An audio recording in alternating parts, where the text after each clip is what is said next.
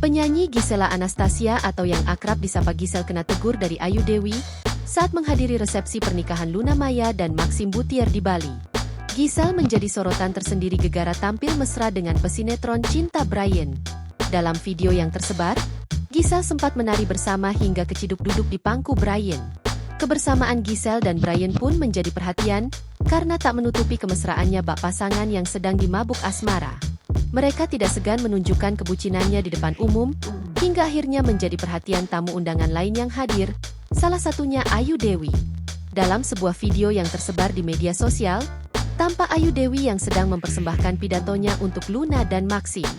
Ayu tengah membahas jika Luna dan Maxim diberi momongan, paras anaknya kelak akan terlihat cantik atau tampan. Ia pun meminta rekan artis untuk menunda memiliki momongan karena harus bersaing endorse dengan anak Luna dan Maxim. Saat membahas hal itu, Ayu Dewi tiba-tiba menyebut nama Gisel dan meminta mantan istri Gading Marten itu untuk bersabar. "Gisel sabar ya. Gisel ya. Tahan dulu say. Tahan say," ucap Ayu Dewi sambil melihat ke arah Gisel. Aksi yang dilakukan Ayu Dewi itu mendapat beragam reaksi dari netizen.